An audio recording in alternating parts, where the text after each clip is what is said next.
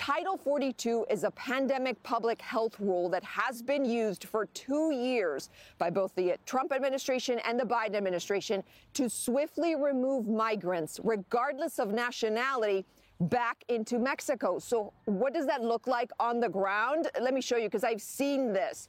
What happens is whenever migrants are going to be expelled, they actually are driven through this international crossing by buses or by vans manned by Border Patrol.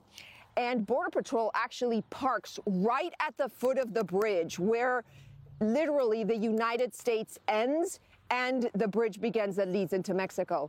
They open a door, they drop off the migrants, and the migrants walk right into Reynosa, Mexico, in this part of the country, of course.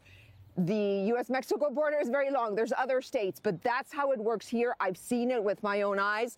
These migrants walk over to Reynosa, Mexico, and now we have drone footage of the plaza where they end up. And from the air, you can see there is a sea of tents. That is the plaza where these migrants end up. That is their first stop. Now, I was there a year ago.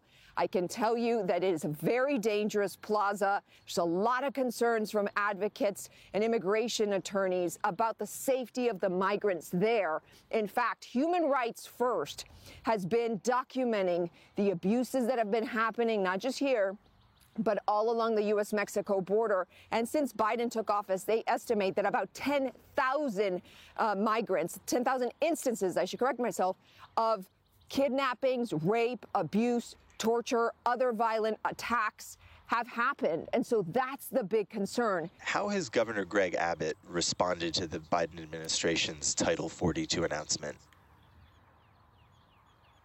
You know, just this week, he announced that he is going to be preparing buses to bus migrants directly to the U.S. Capitol steps. It's been very controversial here in Texas. And I have so many questions, Kevin, about this because, I mean, I've covered immigration here for so long. What migrants is he talking about? Is he talking about the migrants that are already being processed and allowed into the United States by U.S. federal authorities because they have asylum claims or because they have a notice to appear? And if that's the case, is the state of Texas simply giving a lot of the migrants, which after they're processed, they go all over the United States, some of them to the Northeast, is the state of Texas simply giving them a free ride, courtesy of the Texas taxpayer, to get closer to their destination or not? I've been pushing the governor's office for more specifics on this plan. When are the first buses going to be leaving?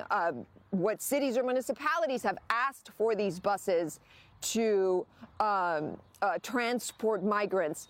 We haven't had those questions answered, but what I did hear from the governor's office is that they are packing buses with food and water. They're inspecting those buses and they're getting them ready for whenever mayors or county judges ask for those resources.